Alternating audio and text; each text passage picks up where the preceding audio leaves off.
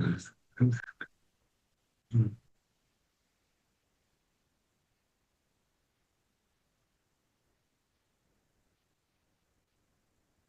ready to go. Go ahead. Good evening. I'm Jerry McIntosh, and this is Our Voices, the People's Media.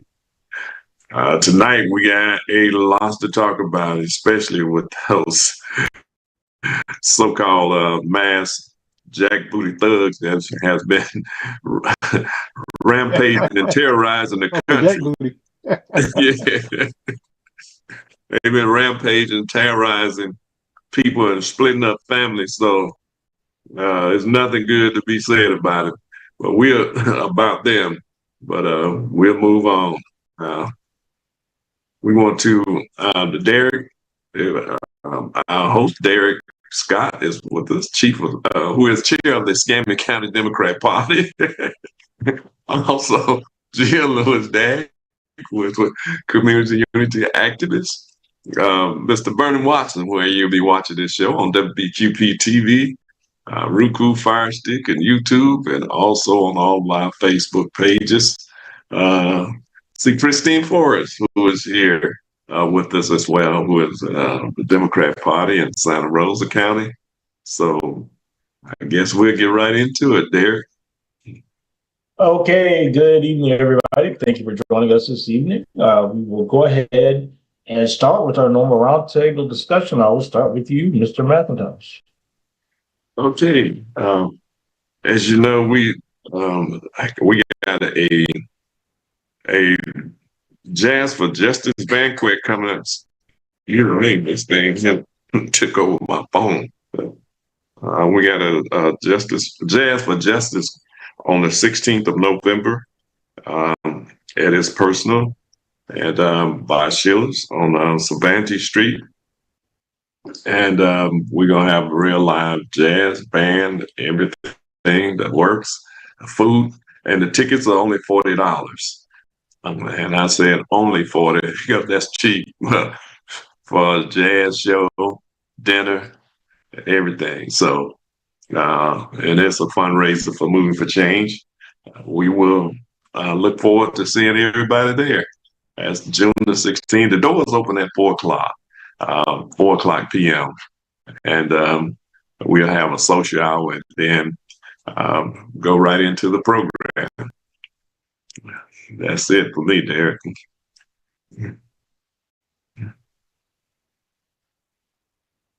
Okay, thank you for that, Mr. McIntosh. We will go to you, Mr. Vernon. What do you have for us? Well, the only thing I have is the Veterans Day Parade is coming up on November the 11th at 10 o'clock.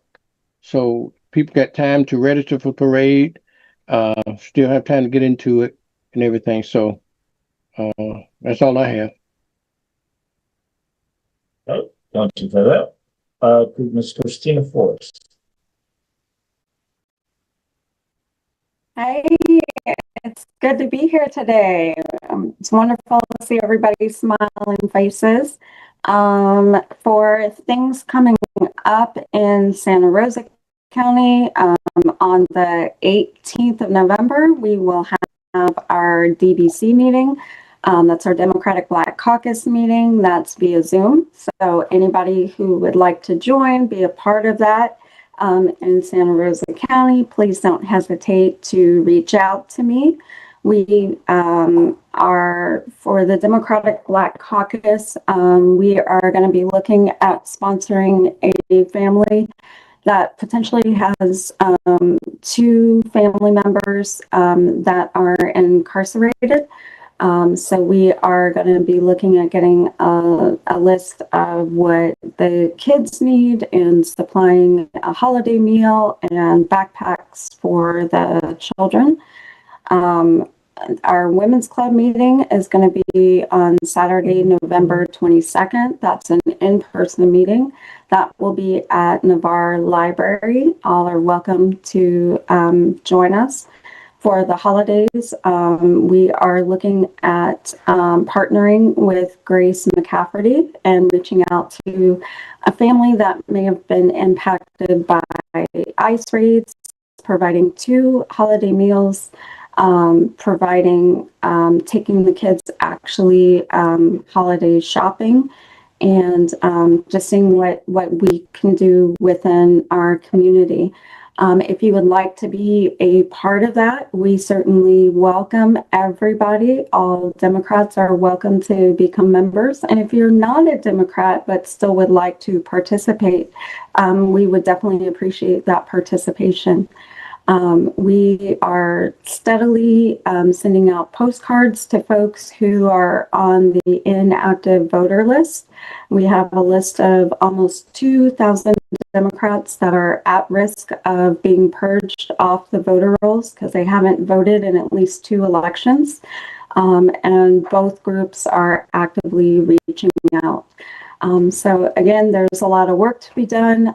We definitely need help. And so if you'd like to be a part of that, please don't hesitate to reach out to me. Don't hesitate to reach out to BJ, who is definitely working hard and sending out postcards and mobilizing folks. And we need everybody to be a part of this. So please, please, please join us. We need you, and we appreciate everybody. Thank you.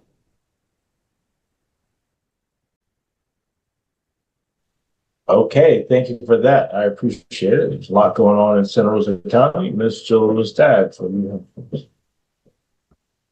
Good evening, everyone. It is also great to be here. I will go over just a few things that are going on in Okaloosa County. Of course, November 8th, I think almost all of us are going to the NAACP event in Niceville, Florida at the Niceville City Council Chambers. It's going to be exciting. And then on Tuesday, November 10th, the Okaloosa DBC will be meeting, usually on Zoom. We can get you that information. Our new president, he's been here for a while now, but he is really kicking into gear. He has joined with Blacks in Government, and they are putting on an event. It is a have fun, come dressed to impress, but no speakers, just DJ, dancing, fun to celebrate in December. We haven't picked the date yet, but it's going to be great. We're looking to have a huge turnout, and money costs $35, $25 to $35. They're still working on the price. So you'll get food. We'll have a DJ. It'll be fun. We'll have prizes. We're going to have games. And the money is going to go towards the Okaloosa County DBC scholarship. And then for Blacks in Government, they send students to an out-of-state meeting for Blacks in Government. So it's going to be exciting. So that's that day. And then I have my camera up so I could tell you what actual dates so I don't get them wrong. November 13th, we will be having a food drive at the Crestview Resource and Community Development Center located at 798 Martin Luther King Jr. Avenue. It starts at 10:30, but I will tell you that I volunteer there, and when I get there at 8:30, there's already people there. Traditionally, we are able to serve about 40 plus people, but because of hardship all across the state, last time we were only able to serve 27. So I say that just to say try to get there early, but what we will do is we will have a list for anybody that comes that isn't able to be served so that they'll know the other locations, because I think it's critical, especially as we're going into so many days, and November is right around the corner, and people are probably potentially not going to get their SNAP benefits as well as other benefits, that we share and let people know how they can take care of their families and what resources we have throughout our 3 communities. And Then on December 8th, we also have the Senior Airman Fortsman families asked us to pack the court, so we will be doing that. Again, they will probably change the date, but if they don't, the idea is to be there. And what his mom really wants is for everybody to be held accountable. Anybody who played a part in murdering her son, she would like them to be held accountable. And as Vernon mentioned, of course, Crestview has their parade on November 11th, and details will be coming. And other than that, there's a lot going on. There's a lot of, I think, as Jerry said, there's just a lot to talk about, a lot happening.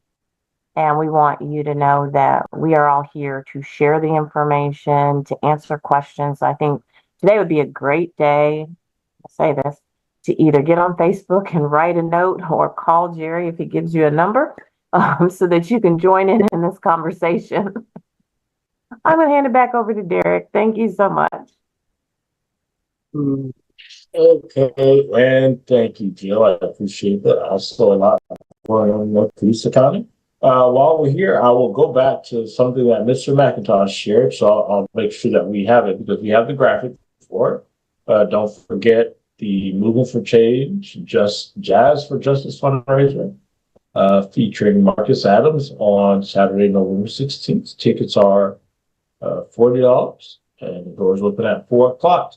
If we are moving on to a couple of things that are happening in Escambia County, we just had here in Escambia County our first canvassing opportunity where we canvassed for petitions for a candidate, Ann Hill, who has declared that she is running for mayor of the city of Pensacola.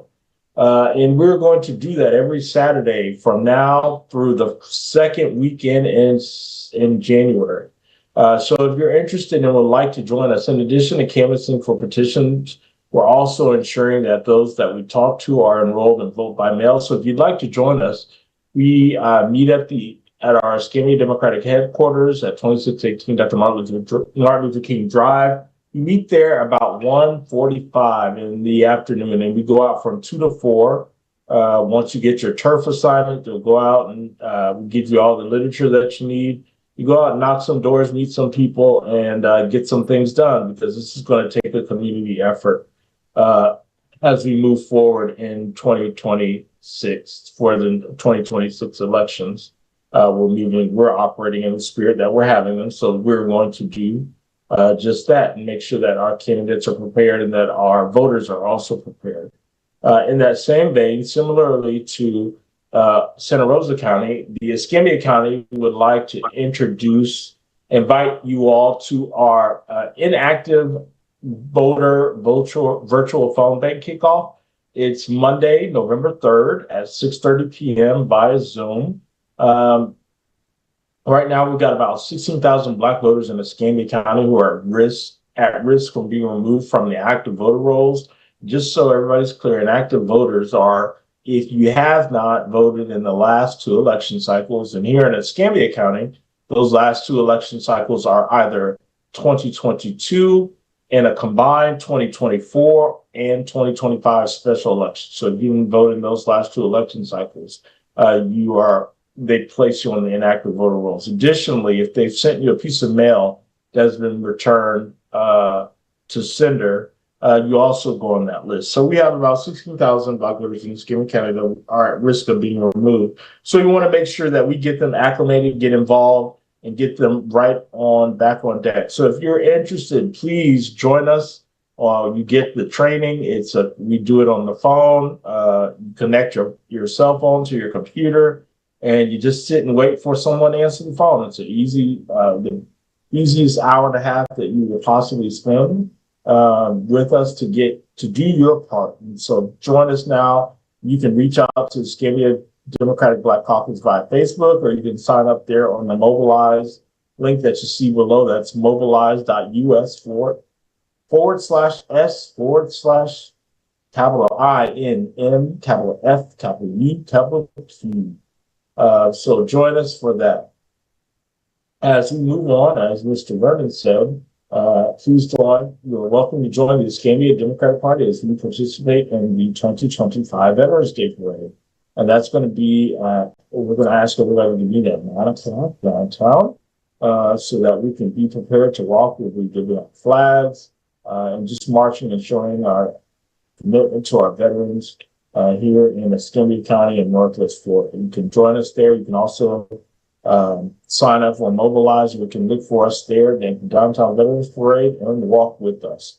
So those are the things that we have going on. And last but not least, what I will share is that, as I mentioned last week, the Escambia Democrats are taking up donations for our annual Unhoused event, where we collect toiletries to give to our unhoused community members here in Escambia County, and we're going to be packing up those donations on November 14th. So if you have something that you would like to give, please be sure to either let me know or bring them to our office, which is located at 2618 Dr. Martin Luther King Drive.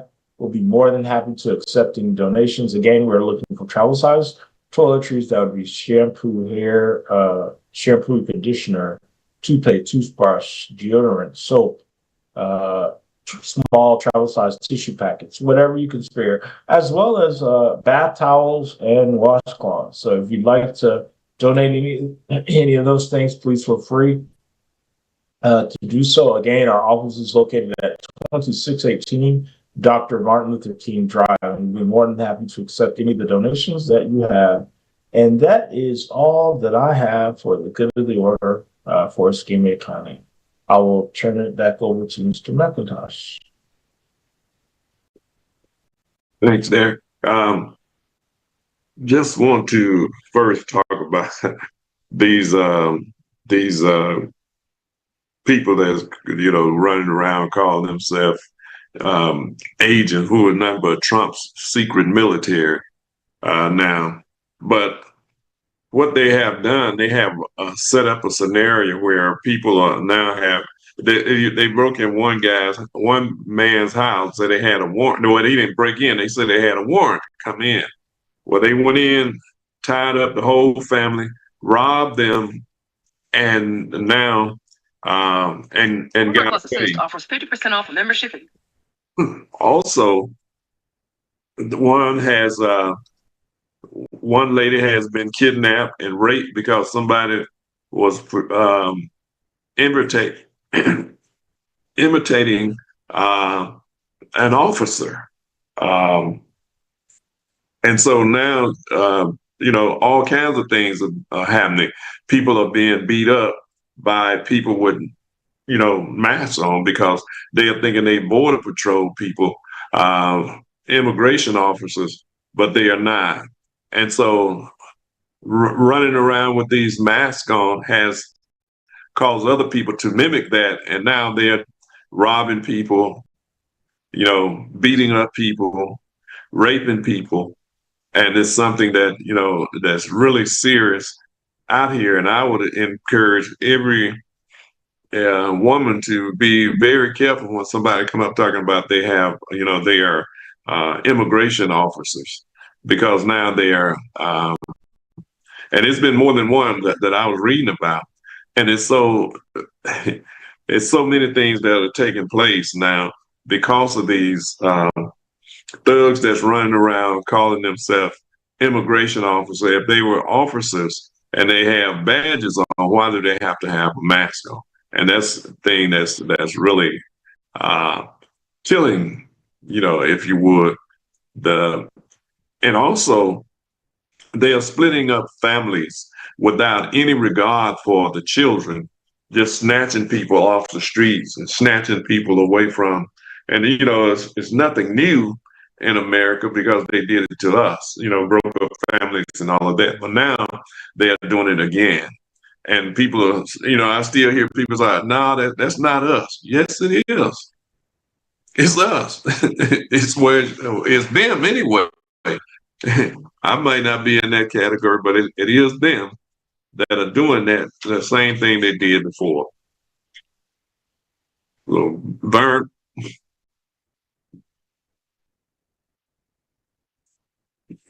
you're on mute, Bird. Put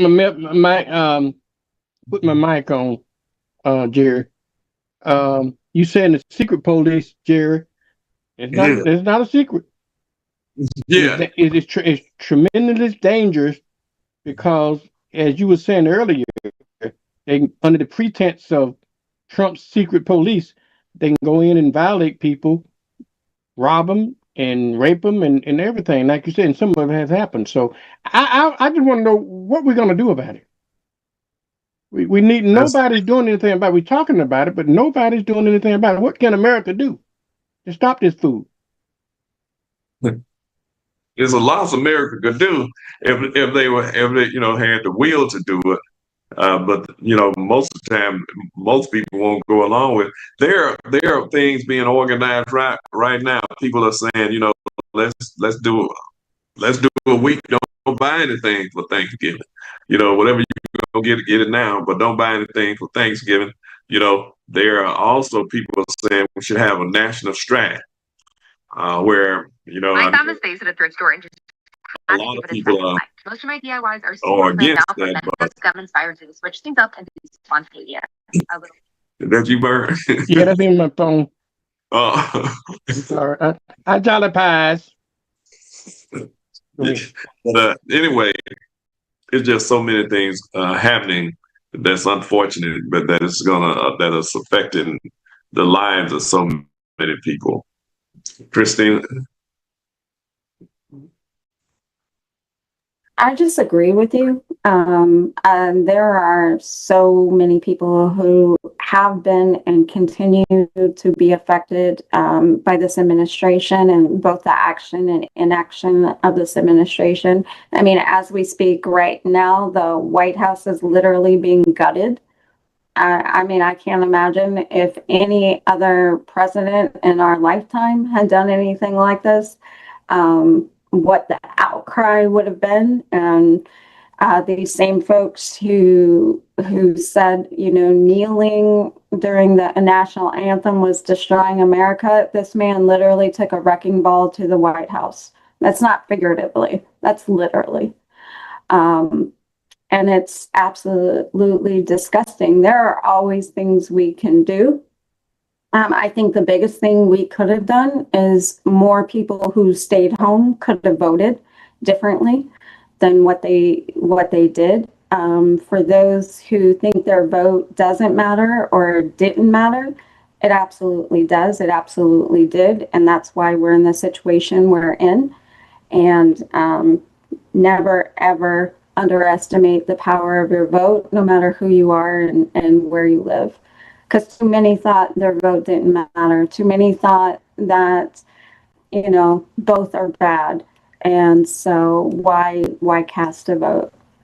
There is no comparison between the two people who were in the running for president this last election. There's zero comparison. And, we might have still had semblance of a democracy if Kamala Harris had been chosen. And she wasn't. And so now we have folks like Steve Bannon going up saying he can run again. We have, as I mentioned, the White House being gutted. We have this secret police force that is beholden to nobody but him, out running amok with no oversight. We have Pete Hegseth and this massive expulsion of media from the Pentagon, which everybody should be extremely concerned about. And it's just one thing after another. But if there's one thing I can say is that your vote matters. Your friends' votes matter. You matter. And so we have to get it together. We have to sound the alarm. And honestly, I don't feel like enough people are that upset about it yet. And I don't know what else has to change. We literally are watching people disappear off our streets. And I don't see the outrage that I would expect to see. Instead, I see the capitulation. Right. That's exactly right. I don't see the outrage. Like, people just don't give a damn. And Christina, you're talking about Steve Bannon running around here talking he can run for 2028. What would stop him? Why can't he run for 2028? Nothing else stopped him. Nobody else seemed to be bothered by that. So he probably will run again if he lives that long. I hope he don't, but if he lives that long, he probably will run again in 28. So I do want to say that I don't want, I'm not asking for anyone to pass on. I just don't want the same person in the White House. I just want to be real clear on that. well, that's I understand that. And I don't mean to lose that. That's my opinion. If he falls dead today, I'll be the first one to be jumping for joy. I just want to make that known. I hear what you're saying. I just want to be clear that I am not asking for anybody to not be breathing. That is not my goal, my intent, or my wish. My wish is that he would no longer be in the White House, and that's the end of my wish and what I would want. Now, I wouldn't mind if he went to a jail. I think that's absolutely where he needs to go. But I'm not wishing for anyone's demise, and I just want to be clear. I'm very clear on that, on what I want. Yeah. Yeah. Can I talk briefly about, going back towards the ICE, you talked about the ICE agents. And, I echo all of what you all said, all of what you said. But I want, what's funny to me is, we have had such a focused DEI and how the right has talked about didn't, right? And then it's odd because we find ourselves in 2025, and I'm not sure why. Maybe you guys can explain it to me, that to be an ICE agent, the standards that used to be in effect have severely lessened than where they were at present, than where they were in January. So if we look at it, I want to focus on the current physical fitness test part of the standards. In order, before they enter duty, ICE agents in February were, they had to do 32 sit-ups in 1 minute. They had 22 push-ups in 1 minute, and they would have to sprint 220 yards in under 47.73 seconds. And you'd have to run 1.5 miles in under 14 minutes and 25 seconds. Now, they had to adjust these standards. And now, instead of 32 sit-ups, well, you still do the same number of sit-ups in a minute, so it's still 32. But instead of 22 push-ups, you had to do 15 push-ups. You now have to do 15 push-ups. And instead of running a 1.5 miles in under 14 minutes, almost 14 minutes and 30 seconds, you now can run it in 15 minutes. And you don't have to sprint 220 yards anymore like you used to. You can be any kinds of all out of shape. And I'm wondering why the standards had to be lessened for all of these qualified white men who are running the nation now. For the life of me, I don't understand how all of these physically superior and intellectually superior white males have to have their physical fitness standards lessened in order to get the job. I just find that quite odd, and especially given the times where we're living, where the standard bearers, and we're told that the standard bearers are white men and everybody should strive to be like white men. Why they have to get their standard physical fitness standards are less? Anybody have any thoughts? I guess I'm lost. I don't get it. Racism is probably a good start. You only have to be white to make it right. There's no such thing as DEI for white folks. That's all it is DEI.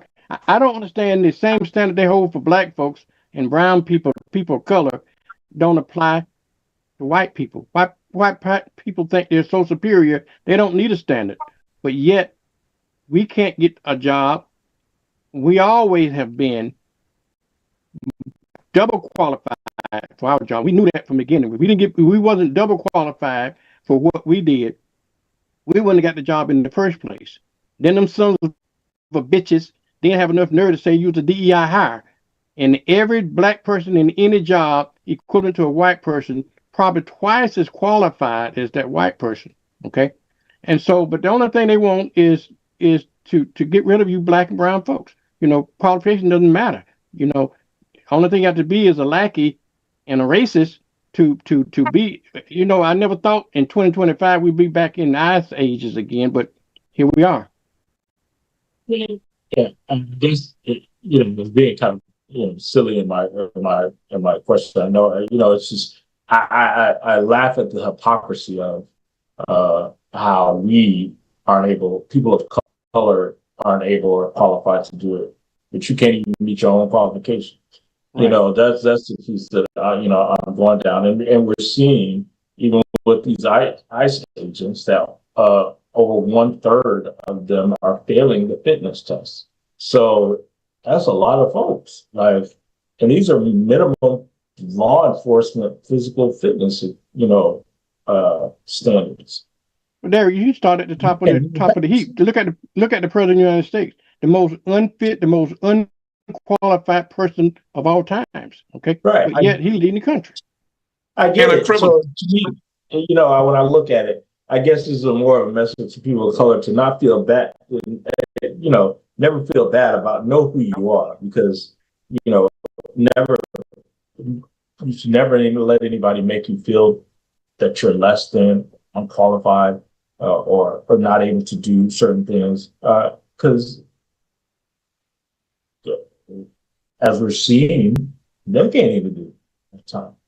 Not saying all, saying a third of them at least, because a third of the applicants can't even pass the basics. Now I'm talking, I can't run a mile and a half in 15 minutes, but I'm not applying, so I'm fine with it. I'm okay. I find it interesting that, particularly in Florida, the Florida Sheriff's Office and the Florida Police Department is really mad about the ICE recruiters coming in and picking off deputies because they're willing to pay them twice as much, and it's really hurting the police force to see so many being taken out of the police force to go work for ICE. They're livid, and they're getting paid twice as much as what they were getting paid for to work in the sheriff's department, police department, etc. And so it's interesting, and it's all them. It's literally all them. So yeah, I got nothing. I got nothing. For what is it, the $50,000 signing bonus, right? But they're also offering to pay off people's student loans. Now, I could have sworn. What does that sound like? Seriously, what does that sound like? Doesn't that sound like Biden? I thought when they tried to pay off student loans have student loan forgiveness for people, they said, why should the American people be forced to pay for the loan because someone else chose to go to college and I didn't? Why should they be forced? I guess I would pose the same question as an American citizen. Why should I be forced to pay for the student loans of ICE agents because they chose to take the job? The hypocrisy, and I think this is the thing that I continue to point out, it's the hypocrisy of the stuff that continues to be fascinating to me in these things and no one ever sees it. It's like, oh, no, y'all holler about this, but this is all right. But it's literally the exact same thing, which shows you it's not about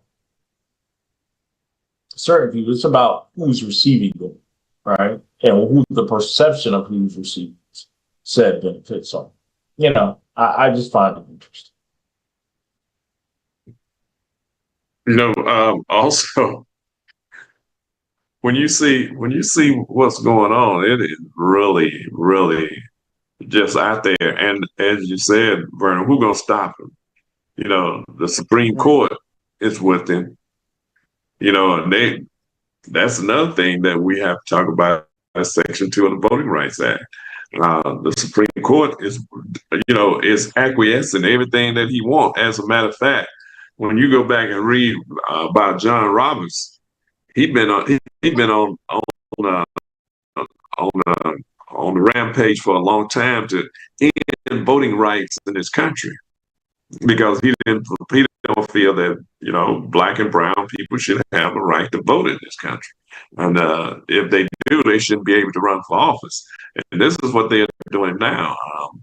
Uh, you know, Stopping people from voting, stopping people from going to, from running for office by gerrymandering. I think was it Carolina that gerrymandered everybody that was black. One of those cities, one of those states. They done so diluted the black population there, and put them into all these Republican strongholds so that they can, possibly never win. But then I think black people got to come up with another strategy, like we did with the Democrat Party. If you can't vote in this party, go on over there and vote in that party. Join the Republican Party and then take it over like we did the Democrat Party, and get people that to run, they might be Democrat, but get them to run as Republican, win, and change the trajectory of the country. Because as long as they are gerrymandering, it's going to be hard to win like that. Some people might can win, but most of them are not going to win because they are already pushing us out of power. We could lose as many as 30 black congressional seats if the trajectory stay on the same line that it's on now. But Jerry, I agree with you wholeheartedly. If they're going to play that game, Democrats should just change the Republican Party. At least that point, we get a chance to vote, and then we can either block vote against some of the worst of the evils, or we can put people in it that can serve our interests. I know Democrats don't like to hear that, but that's what you're going to have to do. I mean, when you're in a situation where you block, we can't win. We're gonna have to do something. Those strategies. I know Jill and Christina, y'all probably don't like that idea, but in order for you to exercise your rights, we're gonna be absolutely leaderless here. We're not gonna be able to do anything unless if this thing continue the way it's going, and it's gerrymandering, all this kind of stuff, and we're just going to be left with just in a situation that we can't get elected. What other choice would we have to do? We're going to have to do something in order to exercise our right to vote and exercise our right to be represented. We just may have to do that. I hate to say that, and I hope would worst come to worst. I think that's what we should do. Jill, I know you're chomping at the bit, so I know you don't agree with that at all, and I know Christina don't agree with that because y'all. I'm a die. I'm gonna let Christina go because I think her head was about to fall off with her. No. Go ahead, Christina. So I'm totally against that, and that's actually one of the reasons why in Santa Rosa County, I worked with Jill. Jill helped me form the Democratic Black Caucus in Santa Rosa County because I felt like we needed a different way to organize. So I'm not mad at the NAACP. I understand what they were doing. So, for example, in 2016, in Santa Rosa County, the NAACP wanted everybody who was running for sheriff to come and speak to the NAACP. None of them would. So the NAACP registered everybody as Republicans. And my thing is I'm not changing my registration to have a conversation with somebody who doesn't value me as a person. And that's not how we build and amass change. So I was like, we need something different. And the Democratic Party at that time really wasn't listening to Black voters. I reached out to Jill. Jill was president of the Democratic Black Caucus in Okaloosa County at that time. I went to some of her meetings. She helped me formulate how we can strategize and how we can build power in Santa Rosa County just by being that example. And so by doing that, it allowed us to be ourselves. It allowed us to, and again, I understand what the NAACP was doing. I'm not going against what the NAACP was saying, but I'm saying there has to be a better way. And all of us switching doesn't help us. That's taking one step forward, two steps back every single time that happens. We watch it every time we come close to having our primaries, because what doesn't happen is folks don't switch back to being a Democrat. And we lose folks, and we lose folks for years. And we have to be smarter, and we have to be able to build power, and we don't do it by being not true to who we are. And so I would say, Vernon, what you're talking about isn't wrong. I just strongly disagree with it. And I believe if we all step up and if we all speak out, we can build something really powerful, and we can build something that lasts. I believe when we're silent, when we capitulate, I don't want to blend in with them. I do want to stand out. I do want to have something different. And so we need people to run, which is part of our problem in the Democratic Party. We don't have enough people running who are good in these red counties. It's not that the talent isn't there. It's there. They just don't see a pathway. And so we need to stand up. We need to support people who are running. We need to elevate their voices. And we need to make sure their voices get out in the community, because right now they're not. But no, I am 100% against that, 100%. But it doesn't mean I don't understand it. You're not alone. I think that I believe that, so you're too young. You don't remember the 50s and the 60s, okay? And I remember when back then, Democrat was king, okay? Everybody was Democrat, Democrat had the power, except for black folks. When black folks started to vote, the only way we was able to, even though we were registering to vote, we didn't have enough. We was running against the enemy, okay? So they formed block votes and stuff. So what we had to do back then is that when people registered to vote, we had to select the lesser of the evils. We had to, support people of the Democratic Party that was help support our interests, even though we know the Democratic Party at that time wasn't our friend, okay? And so we had to do what we had to do. And history might repeat itself. We might have to start doing that again. I don't think we're at that point right now. But if this gerrymandering stuff continues across the country, and as I see it, it looks like the Republicans got an advantage over us even in gerrymandering. Okay, and they're gerrymandering all of the back districts out into to their advantage. We might not have a choice but to do that. I don't know. I just think that's it's going to be an issue, but we'll see.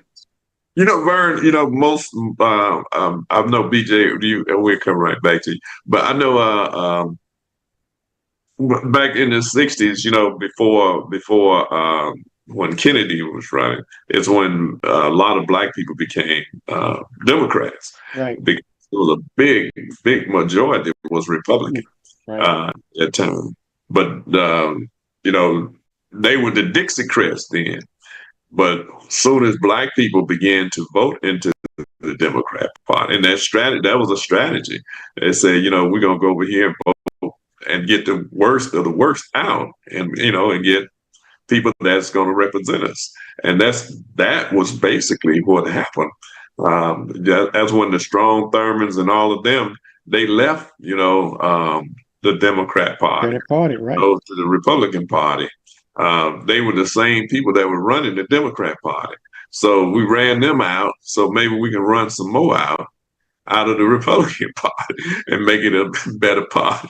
But that's just, I'm like, Bert, we're not at that point yet. But if it continue on that trajectory, we'll be out of power for years to come with the gerrymandering, and it don't seem like the big states like New York and all of that are coming on to the rescue the way I think they should. Like Philadelphia, Maryland, all of these states that has the opportunity to change the trajectory are not doing it on the level that I think they should be. I see only somebody I see out there really is talking this up is Gary Newsom, and it's kind of disheartening to see that.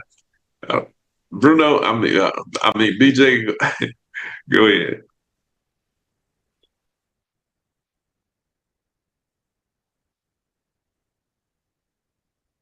Turn your volume up a little bit.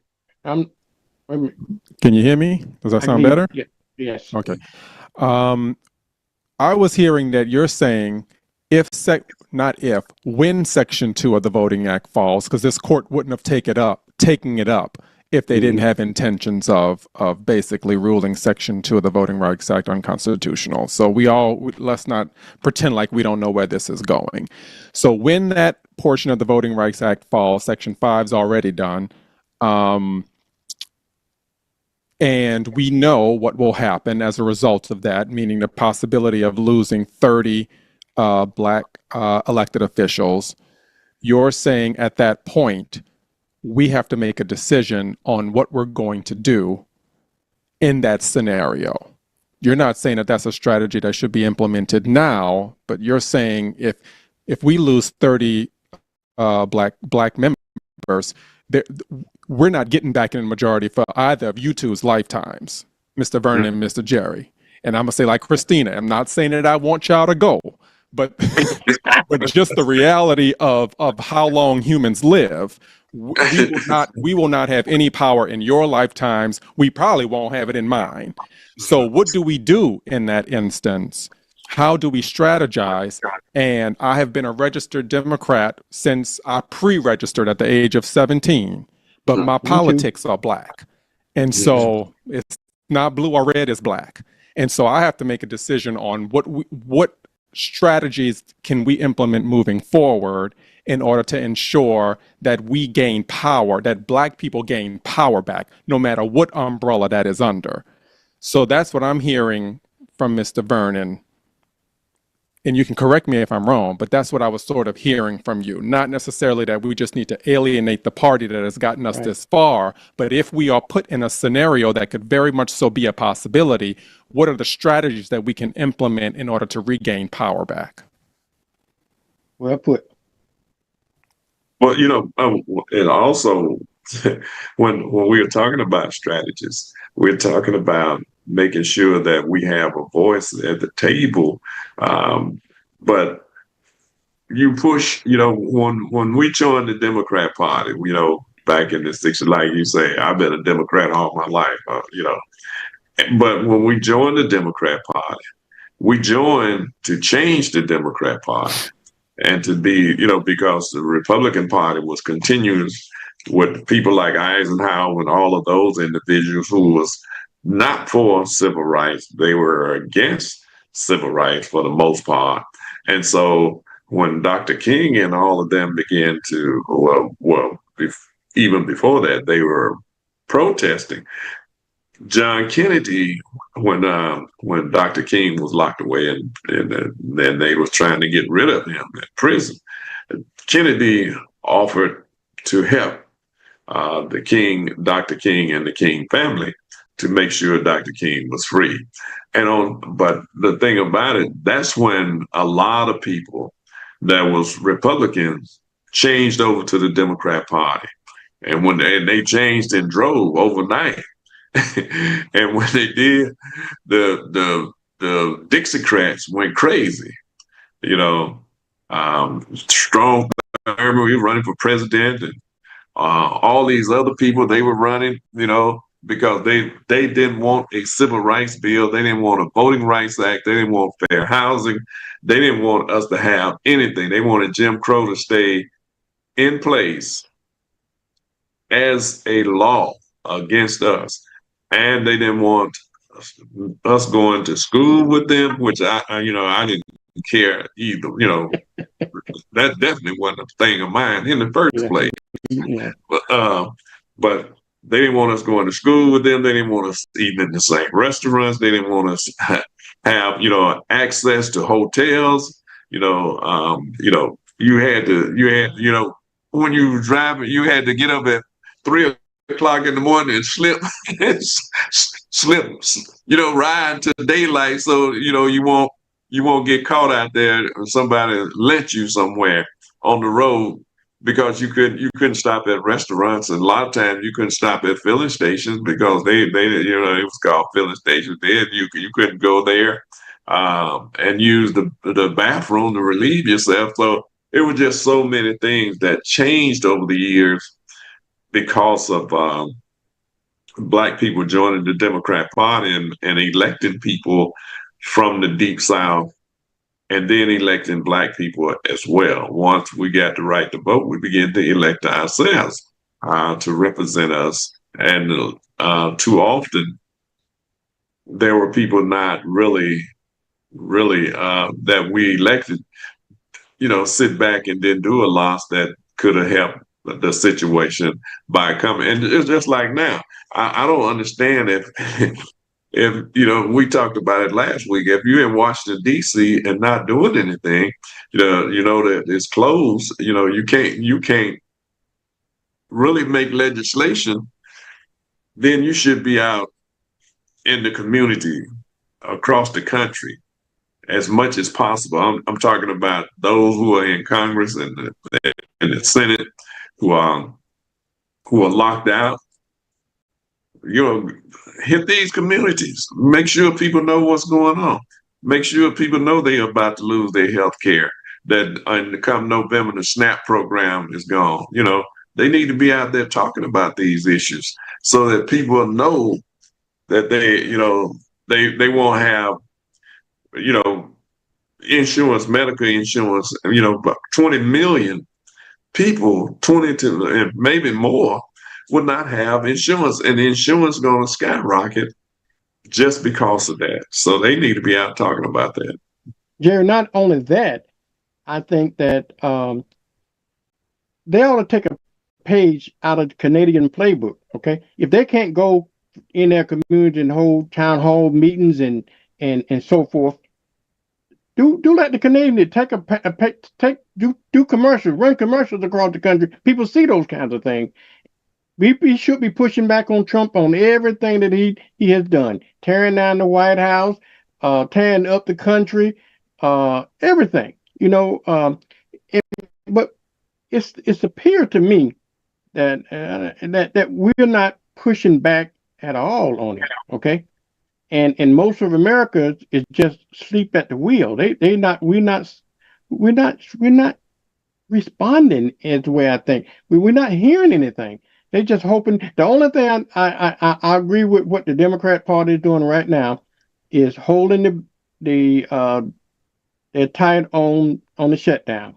I believe if they continue to hold their position on the shutdown, it's going to affect some people. And like I said last week, we need a Montgomery bus cop moment. Okay, we're gonna have to suffer. We may have to take those folks suffered 356 days before they got their wheel. Okay, we're gonna have to suffer. So we may have to go without pay.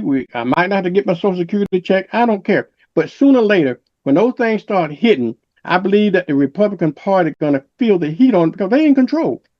In control of the entire government. When people start losing their benefits and their rights and their pay over a long period of time, I believe that's the only strategy that we got right now If it takes 356 days like it did in Montgomery, Alabama, to shut the government down, so be it. I think it would send a clear message.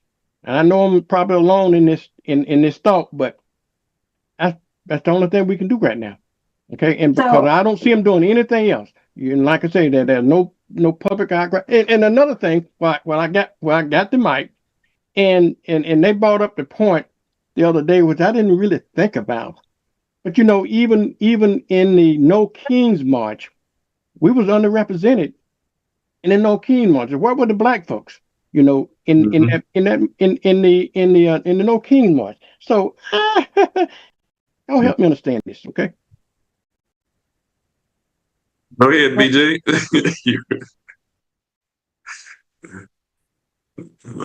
Um, I think that is purposeful. Um, when you say you don't see a response, are you saying from black people in general? Democrats in general. Democrats in general. Yeah. Okay. I I would submit that probably Florida Democrats are unorganized in this moment. So I'll grant you that. I don't necessarily think that there's a unified, organized response to what is going on, but I don't think that is on the national level. I think in other states they are organized, they're collectively organizing in order to combat this. I just What are they think that doing though? we're a little disorganized in our state. I think they're unorganized across the board. Cause I don't what they're doing nationally, BJ. The Democratic Party doing nationally, other than what Gavin Newsom trying to do is sling mud. Are you What do talking you about? mean by Well, a they sling kind of mud? holding out. Well, what do you mean that? Hold on. What do that really mean? What are we doing to fight back? We're not fighting back. I just don't see that. That we're just not fighting back. I think we're laying down like the proverbial floor mat. I continue to say that your version of fighting back looks very different than what we consider fighting. What are we Like, doing, Derek? Okay, all right. so I grant you that. you know, Give me some concrete example how the so Democratic Party is fighting back. well, wait a minute now. You said Florida. You were just talking about No, I'm national. not talking. I said what BJ said. Florida. So, I said it's so nationally. yeah. So I'm gonna talk about national. Don't get. I'm not addressing nothing about no Florida Democratic Party. Not that. Not that I'm scared to. I just don't have nothing to tell you. So what I will say is, um, with the y'all sit over here act like y'all okay. Y'all can talk about what the Florida Democratic Party is doing. I'll wait. But what I will say is nationally, the National Democratic Party, you got the legislators who are holding the line right now with the bill, making sure that they don't pass. We can extend the subsidies for the Affordable Care Act. Like that is to me, they're not capitulating is what we've seen. I think last week I talked about um, the actions being cowardice. Not that they're cowards, but the actions being very cowardice. I think in this very moment, maybe they heard me. I'm just kidding. They ain't really heard me. But I'm saying like they stepped up in a way that and they're holding the line in a way that I didn't think they were going to do. As I fully expected by day 15 or day 20 that they would have caved and said, all right, fine, fine, fine. But they are holding the line. Now, again, and they're holding it for good reason, good purpose. Now, to me, that's a fight. Um, your fight, like in my mind, and don't take this the wrong way, because I don't mean it harmfully, but in my mind, I think you apply a 1960s fight to 2025. Maybe Like we should. that, At like least the that, 1950, which the, I'm not telling you it's right or 1965 wrong. was effective, wasn't it? I'm not telling you that it's right or wrong. I'm not saying that. I'm just saying it looks different in my Yeah, mind. I hear you. So I hear you. at the point in time you were fighting to get to the table or be a part of the table or even I won't even say be a part because I don't think we have to have a seat at the table, but to get to where to have something. Right now, we have something. We're trying to hold on. I think those fights look different in my mind than what they do. So you can't the same level of approach because Mr. McIntosh laid it out. And he talked about not being able to stop at restaurants or filling stations, um, uh, Lodging hotels and Everything, yeah. hotels everything, the because whole the because of the gamut. color of your skin. Now, that still might be the case in some places. You still might have that same right, but it technically is outlawed, right? So when we look at these things, where it's a different level of the fight is not the same, or we're not fighting for the same things. We're trying to hold on because we're in the verge of regressing right back to where we were in 1960, in my mind, right? So Right. you're trying to hold to Exactly. keep, not hold to get, not fight to get. And I think that's Well, what where are you the doing fight though? looks different. I hear you, Derek. I hear But you. With all I respect, also I hear exactly what you're saying. But I Right. just, at least in the 60s, we could see what these folks were doing. We were marching, we were demanding things, we were doing some things. People could, it's something tangible that you can actually see and feel. Maybe they doing something. If it's invisible, we'll see.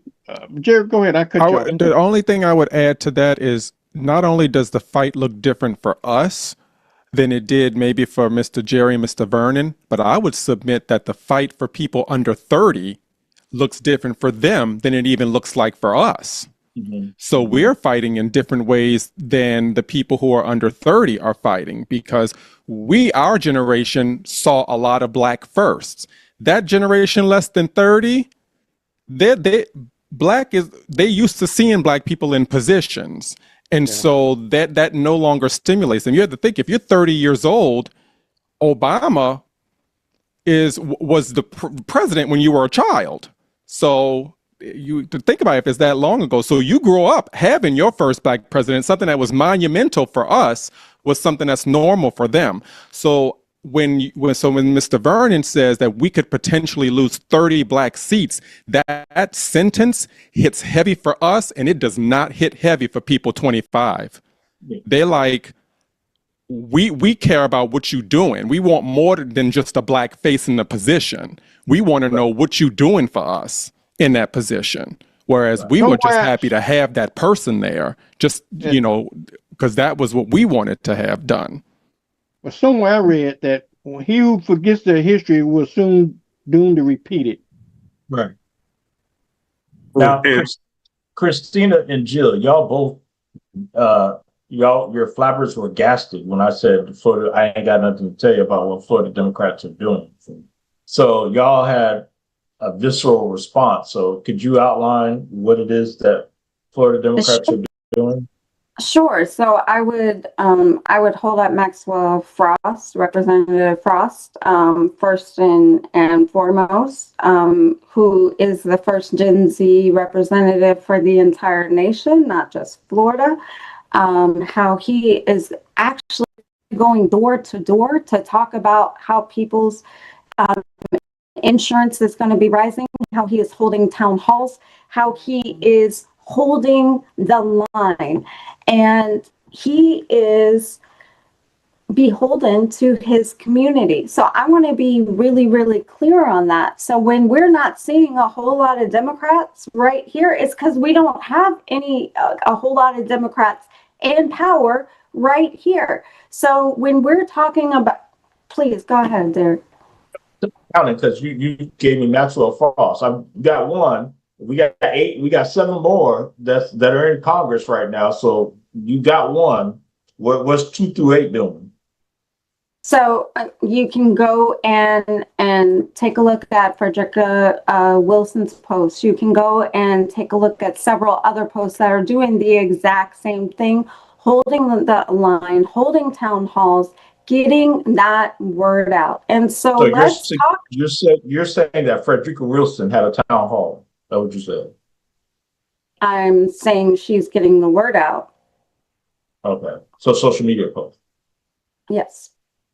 And so what I will say is here in Northwest Florida, in Escambia County, you have 38,565 people that rely on the ACA.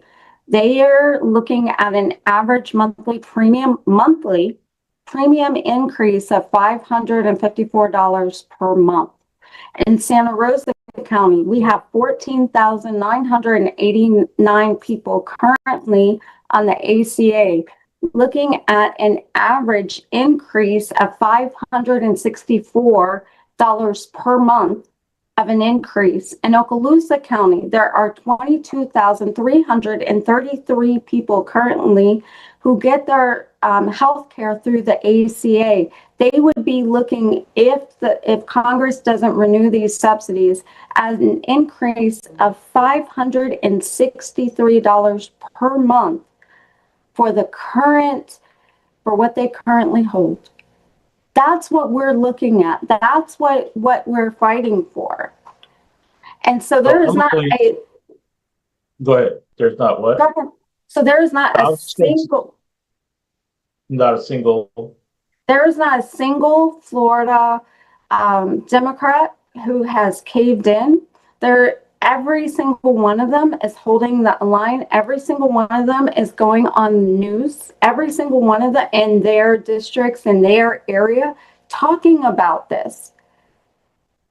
All of them are doing this. None of them have caved in. None of them. And so I'm going to disagree with you slightly. Okay. With the town halls. So you talked about him and Maxwell Frost. You said Maxwell Frost. No one has highlighted any other town hall from any of the other 7 congressional Florida delegation that they're doing. And then I would argue, and I'm going to play devil's advocate, because you shifted the conversation and talked about, you gave the numbers for the Affordable Care Act for each one of our counties. So if I were Mr. Vernon, I would pose to you, and I would ask, so what are Santa Rosa and Escambia and Okaloosa Democrats, how are they fighting for those people? Your response would be what? My response would be, we're doing our best to get this word out. We're doing our best, going everywhere we can to get this word out as much as we can. My thing is. Wait. Go ahead. I've been quiet this whole time. I've been quiet this whole time. I don't even know where to start. And I'm not starting with you, Derek, because you got that little smirk on your face. So I need to stay away from that for a moment. I figure out what to say to you. So Vernon, I think that the breakdown that BJ did on your first statement makes Christina right now and BJ alluding to the fact that at that point, if that were to happen, we would have to do whatever we have to do. Because if we don't do anything, being a Democrat is not going to, it doesn't matter whether you're a Democrat or Republican. If we do nothing, then we're just asking for that person in the White House to be here forever. So I think Christina's right. Like right now, that is not the answer. The answer is not to go and switch and change. And she's absolutely right with the NAACPs. Every single time they've done it, people have not switched back. And then they don't realize they didn't switch back. And they come to your groups and they're like, what are you talking about? And they're like, oh, I switched. But there will become times, if everything is moving forward the way it's moving, that we can't, I'm not getting in the mud, because that's what your fight looks like. That I'm not doing. Not the mud like you're thinking. Like I see you like guns drawn and you're shooting it out. And I know, BJ, you said there might be a time that comes, and that'll be unfortunate, because the last time, well, I ain't going to go there. But anyway, that'd be unfortunate. For me, not for y'all. It'd be unfortunate for me. I hope I have some really good friends that can shoot really well. Or just push me out now and take the bullets for everybody. I don't know. But anyway. So Jerry, I have to go over there to Derek's question. I'm just trying to stay away from it. But I'm gonna go there. So Christina is absolutely right. they have been told to go to their hometown. They have been told to go home, like go home and take care of your constituency. That's what they're supposed to be doing. Now, we don't have any of those people here, but that's what they're supposed to be doing. They're supposed to be telling them about what's going on. They're supposed to be finding ways to do the food drives and give them the clothing they need and get them the money and the resources that they need. That's what they're supposed to be doing. Now, Vernon, Derek, can I tell you that's exactly what they're doing? No, but they have nothing else to do because they are holding the line. They see what's going on. So right now, that is truly what everybody needs. Everybody needs a way to be able to survive. I thought I heard you say, Vernon, something about give up your checks and your social security checks and your whatever for 365 days. You just want everybody to die. But I understand that back in the 60s, the 50s, the 40s, it was just a different fight. And I don't see, if I go back to what we said before, I don't see if we can't boycott Target, Hobby Lobby, Walmart, wherever it is y'all want to say we can't go, then how in the world are we really thinking? I don't care how bad it gets. I can't see, not me, but definitely like BJ said, those under, okay, we'll go under 30, but the 25 and under people, they have a hard time understanding about the gentleman they want to name streets after. They have a hard time understanding that the person in the White House is really doing something against them. They have They a don't want to hard put them in time there. understanding that this shutdown impacts them. And they have a hard time watching us flip-flop or not be able to follow. Well, I thought you guys were supposed to boycott Target, Mom. Why are you at Target? Not me. I don't go to Target. I'm just saying. They watch it. They see it. They hear it. Because they're on TikTok and to all the other social media things. And they see what Democrats are not supposed to be doing. And then they watch us do it and then complain. So we can't have it both ways. Back to you. I keep kind of barely touching what Derek's saying. So what was the way you, BJ, come off the mic off mute for a moment. You said the Florida Democratic Party is what were your words? I was alluding to the Florida Democratic Party is just unorganized as an institution. Okay. I see the point that there may be individuals, just like us four are individuals who are in this work doing the things. I would grant that same. I would give that same grace to individual elected officials. I don't know if I would say all of them. I think Christina highlighted a few of them that are, and we can name some of the ones that are not. Okay. And we'll leave it at that. Yeah, that's it. Okay, so we'll use the word. I just want to use the same theme. So unorganized, at times, many times, absolutely. Understanding that we're in a shutdown and that people are hurting. And instead, what we want to do is talk about whether we should open primaries to MPAs, or we want to talk about whether we should have a meeting in person or not.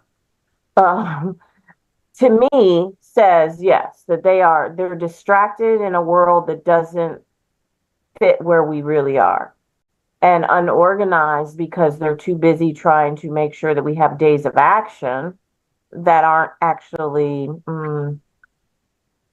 impacting the needs of the people. So yes, you need to register to vote, and yes, you need to do vote by mail, and we need to get you off the inactive voter rolls.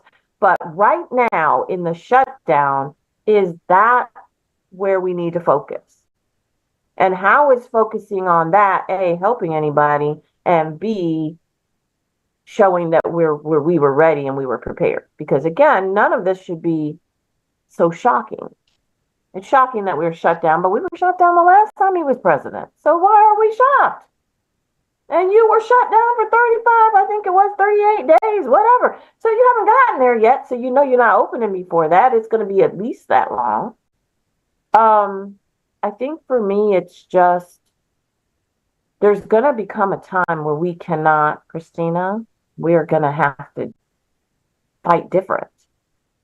We don't have a choice. We're going to have to fight different. We're not coming out like Vernon and Bill Hope you're watching the show. We're not coming out like y'all, but we're gonna have to fight different. We can't. We are sending a message to the public that if we say that we're not, then we're giving them false hope. This is going to get worse before it gets better. It is not like anything that we have ever in our lifetime experienced. And it's different knowing, reading, listening to your parents or grandparents talk about it than living it. And we didn't, so Derek, Jill, Christina, BJ, we didn't live it.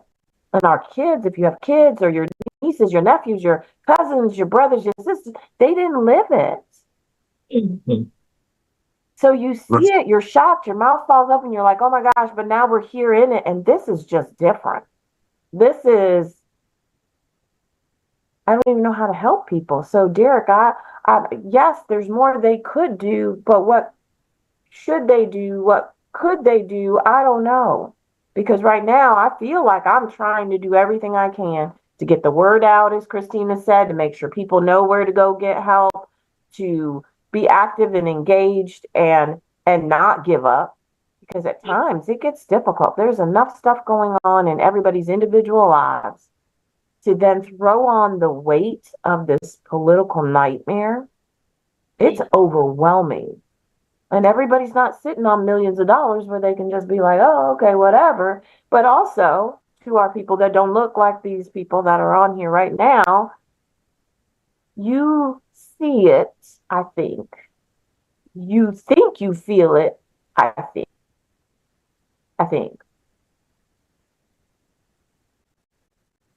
But then you give opinions like you're black, and I don't understand it.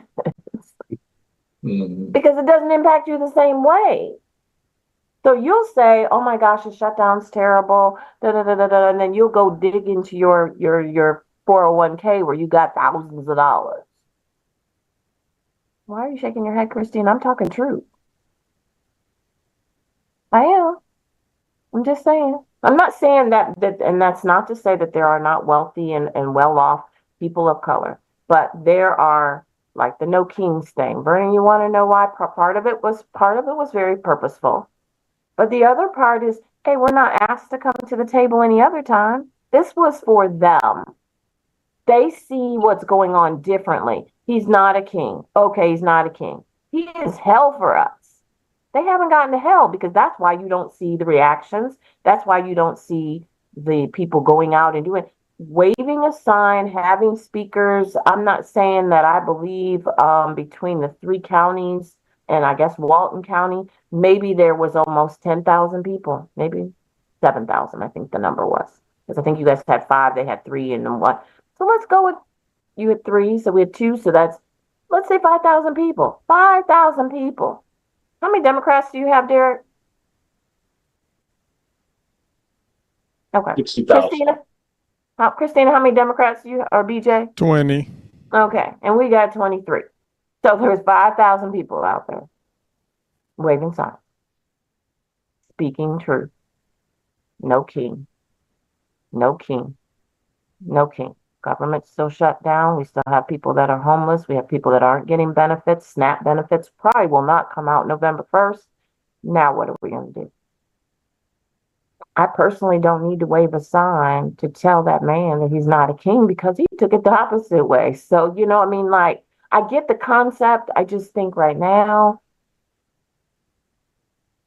I think what I'd say to Derek is, what should they be doing? What do you want to see them do? Well, no, I don't know. So I'm gonna say this, like, number one, I think BJ hit the nail on the head several shows ago. Don't know how many, but he talked about this. Like, I'm gonna start calling these things demonstrations. We've got to take the name protest out of it and call it a demonstration because it literally is just that. Like, hey, we're saying you're not a king. We don't like it. But to me, to BJ's point, what he made, there's no actionable tangible deliverables or at things that we want to see come out of these things. It's you wave signs, you have people honking. So I've gone from the honking waves to the wave to the demonstration, and I will tell you to the point. I had this conversation with DJ, and so I'm comfortable. But the thing that irks me the most, like I'll tell you, when I went to No Kings, the very first thing that I saw, the very first thing were 5 people in dinosaur suits and with dinosaur costumes. And I know we said that the fight doesn't look the same in 2025 that it looked in the 60s. Speak on it. But neither in 60 or 2025 are dinosaur suits and costumes applicable in these protests or demonstrations. They just don't make sense to me, and they irk me to death. They really do. To see it seems like it lessens the legitimacy, and it makes kind of like a mock whatever intent you're trying to have. It lessens that to see people in dinosaur costumes. That's just my opinion. People were like, "Don't you like it?" You know, I was with Gay, and Gay was like, "I love your costume," and they turned to me and they're like, "Don't you like it?" And I'm like, "Oh no, Gay said that. I didn't say that." Like, I'm not about to tell you that I like your costume. It irks me to death. I don't get it, but I get someone explained it to me that they're trying to. It lessens the perceived threat level of the demonization. You know how the right is trying to demonize and talk these things are violent and it's Antifa and they're beating people and savage mobs and all this stuff. Well, if you put on a dinosaur costume, how savage are you really? Because you're walking around in a dinosaur costume. And while I guess I can get the sentiment, it just doesn't work the same, right? That sounds like white. Go ahead. I'm sorry. Yeah, and dinosaurs eat people. Like, what? How is that even? I mean, they didn't put on Mickey Mouse or. Like literally dinosaurs, and they're like, yeah, you know, they're up there having a good time. Dinosaurs, and it was two things: the dinosaurs and the dinosaurs people were blowing bubbles, and I'm like, what is the deal with the bubbles? And I'm trying to get like, you know. I'm trying to rock with you. I really am. But like, Mr. Vernon wondering why we ain't there. Do you hear what he's talking about? Bubbles and dinosaur costumes, and you wondering why we're not there? It's hard to be a part of it when it's like, so I spent my 2 hours in the sun for bubbles and dinosaur costumes. It's hard. It really is hard to do. And to me, I think Jill also said it, like,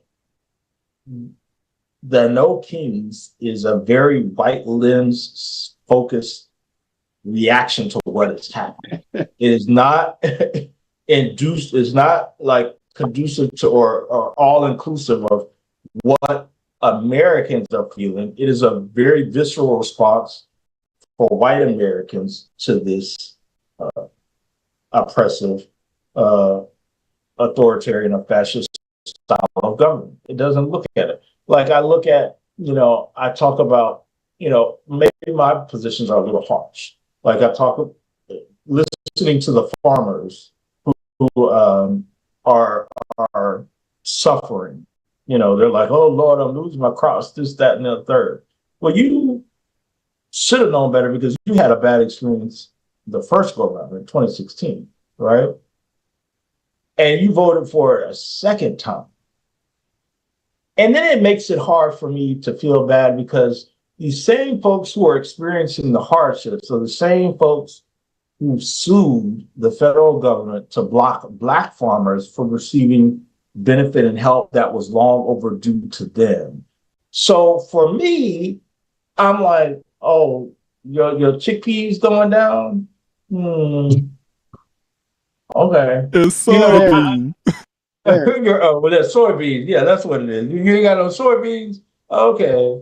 Like it's hard. I'm trying to develop the empathy for some of these scenarios, but it's like you intentionally at every scenario you blocked black farmers for receiving aid, which they tried to do during the Biden-Harris administration.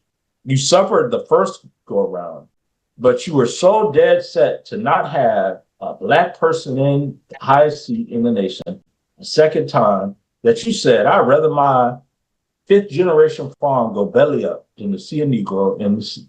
That's what it reads to me. I don't know. And so it's hard to muster the empathy thing. It's the same thing, I felt with like the whole Charlie Kirk situation.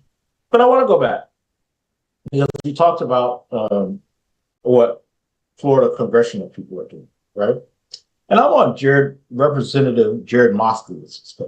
And let me tell you what he did 5 days ago. He had the opportunity to visit CTS Engines and their new global headquarters right there in Coral Springs and saw firsthand what a game changer it is for aviation. Thank you, CTS, for building on Florida's legacy of aerospace innovation and helping America stay #1 in aviation. Now, I thought we said that we're supposed to try to make sure people understand where to go get food, try to get an understanding of what we're doing in this government shutdown and why Democrats are holding the line. Tie that to that scenario. Okay. I'm going to go a little further. And just 3 days ago, he had a great visit to Park Trails Elementary to share a meal with students and teachers to see their lunch program.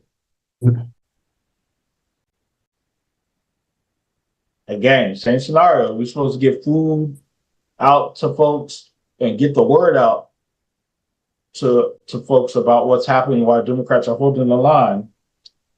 Tie that to having lunch with fourth and fifth. I'm just trying to make sure that I understand what's happening. So, and then I saw Representative Kathy Castor. She's doing a lot of Instagram lives, to your point, getting the message out and talking about what's happening. But I can name a good 100 people that I know that are seen that don't know how to spell Instagram and certainly don't have Instagram. So that message is only applicable or being seen by people who are social media savvy. And that ain't Helene, because I've watched her lives. She just not good at it. And that's not a diss at her. It's just that's not what she good at. Right. So again, to the point, do I know what we should be doing? I don't know. I'm not sure that I'm saying it because, Jill talked about, focusing on inactive voters. While I can't organize a food drive to the magnitude that we needed here in Escambia County, I guess I continue doing my part. My part is just that, right? And so when we look at it, again, I won't say, maybe to your point, Mr. Vernon, maybe we're not in the fight, but we're preparing for it. Maybe that's a better way to look at it. Because we're limited in what we can do right now. That's what it is. Eric, I want to get back to the point you made earlier about the dinosaurs and folks that's in the march there. Mm-hmm. But in the absence of black folks there, okay. Now I don't know about you, but experience counts for a lot in my life. Okay, who has the experience of leading demonstrations and protests, nonviolent protests, and all that thing for change, other than black folks? I mean, Dr. King and all black folks was make that happen back then. Okay, and so why are we not leading the fight as rather than being in following. We let the white folks don't know how to march for nothing. They've been white privileged all their lives. They just fun and games for them. Okay, I they got don't an know answer nothing to about that. I serious. have an answer to that Okay, go question ahead. before you move on to your next question. Sure. The answer to that question is we're not leading because white people don't participate when we lead. Yes. Okay. There ain't no way a group of black organizers can get 5,000 white folk to show up on a weekend. I The concede to only that. way that they will show up is if there's white leadership Mm-hmm. in control. Racism in its finest. I agree with It's you on not that. fine, but it's the way it is. It's not fine, And but it's the way because it is. trust me, you don't have a lack of people on this screen or off this screen who are not down for gathering and demonstrating and protesting, Yeah. going beyond that. It's just that where is the will? But was there any attempt to get more black folks involved? I mean, nationwide, it was an issue nationwide, the lack of black participation in that. I think even though we wasn't leading that charge, I think we should have participated at high numbers, but I don't think we But were. so Vernon, we're participating in waving signs. Doing whatever you need to do. But Well, waving signs, I'm just saying that just a normal, just take all of us out of here because they might not just the normal everyday What's the difference person in of waving color. A signs normal in everyday person what's of the difference color in waving heard signs about in the No Kings 2025 thing and they and sat on marching their in couch and 2020 they in said, you know 1960? what? He's not a So king and Jesus my king or whatever they said. Why am I going out to wave a sign? And then if they watched the TV and saw bubbles and dinosaurs, they said, that's why I'm not going out. But Because that's I think supposed you're to be making something where you excuses for take them, kids. Gio. Like this is an event that we're but celebrating. Dinosaurs and bubbles are supposed to be fun. Face painting, all of that. That's all for fun. This was not fun. You're right. We could have all been there, but I don't think that they reached out enough because you know what? They didn't think they had to. You know why? Because they think that they understand it. It goes back to my statement before that they are seeing it through their lens. Yeah. Their lens says, this is horrible, terrible, but we're going to get through it. Our lens says, Christina, you might have to do some things you don't want to do. Vernon's going out, guns ablazing, and BJ is going to put it all together for us. And Derek is already down, nothing few bucks. So there you go. That's what this says, but they don't see it that way. They are looking at through it. It's kind of like the abortion when they went out and they fought for choice. They were just choosing, you should have choice. Oh, you should have choice. It wasn't because of the catastrophic impact to black and brown females when they have an abortion or don't have an abortion. They didn't care. They didn't get the facts for that. It was just right to choose. Don't put bands on my body. They didn't. It wasn't as deep as it is for those of us who might die. Because guess what? They can drive 500 miles and go get their abortion. Or they have a doctor that's a friend that's going to go ahead and do it anyway, where the rest of us are suffering. That's a lens. That's a pair of glasses that they are born with, that they don't know how to correct. So the strongest thing they can do is to wave a sign and say no kings. And I get it. We had 7 million. And Jerry, I hope to God that you are right. That those 7 million are going to multiply times 7 million and they're going to get out and vote. But what I'm telling you is that 7 million that I wonder how many of them that, just like you said, Vernon, if whoever you love that's of color ran or organized a no kings, would we have had 7 million? And let's not lie. Would we have had 7 million if that person or the people, the organization, the structure that put this on, would we have had 7 million? And if we had 7 million, would they have been white people? one of the things that I saw, Jill, is that black people, we're, with all of the things that we are losing, and we are going past, we are regressing past the 60s, and I'm saying that there are black people who have influence in this country are telling other black people don't participate in these protests because of what might happen. They are just waiting on us to come out there so they can turn, start, rioting, or make the country into a totalitarian state, a state of emergency. I'm like, we already there. I'm arguing the point. We already there, that we cannot sit back and not do anything. We in the '60s, we had signs waving. We wanted our rights to freedom. We wanted education. We wanted jobs. We had those signs, and there were signs out there. I thought that made sense. You have dinosaurs On and bubbles no, at I any mean, point. talk about yeah, but those were just a few of the people that was But out at there. any point in the 60s, did you have anybody out there in dinosaur costumes and blowing bubbles? No, it was not that I know of anyway. But I'm just saying the signs are cool because people had different things on those signs saying different things, and but they were out there. We cannot sit back. We cannot afford to not be out there. Uh, you know, I've argued this with people, who have influence with other people who are saying, don't go out there. I'm listening to people on Sirius Radio and other radio stations telling Black people to stay home.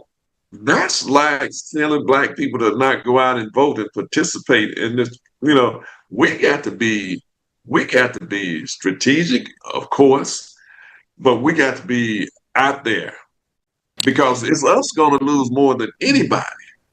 So, When democracy is gone, people got to have something to point at. They got to have somebody to point at. They're already doing that to us in what is some semblance of a democracy. But when people see, gain power like that, and power is in the hand of one person, they're gonna continue to turn people against other people.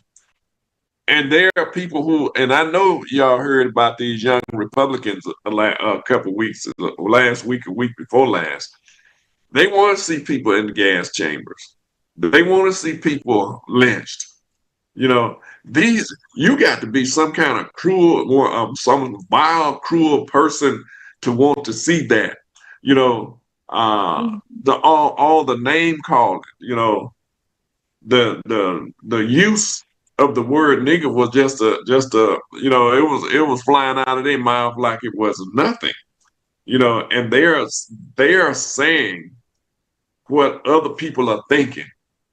And this is why we got to make sure that people know that we are here, that we're not going to sit back and allow other people to determine our future destiny. We have to do that. We have to make sure that we are able to vote in this country, regardless of what the Supreme Court says. If we went through worse with less, with less, when you think about it, we didn't have the apparatuses that we have now, social media. And this is why I was saying, why I'm talking about the heads of the Democrat Party. I'm not talking about people like what you all are doing. I know it's hard work, but I'm talking about people who are in the leadership in Washington, D.C. and in the heads, in these state houses, who should be on social media every day or should have a social media account where they are telling people what is happening, what is, because the young people are on social media. We know that. And then a whole lot of other people on social media as well. So people need to use that platform to educate people on things that are happening, because if we don't, 2026 and 2028 is, if we don't win back the House really in 2026, we can just about very well forget about any semblance of a democracy anymore, because they are coming, and they are coming hard under So a you're telling authoritarian fascist regime. So you're telling us to go ahead and forget anybody, any semblance of democracy, because Jules just told us last month that we ain't taking back the House of the Senate.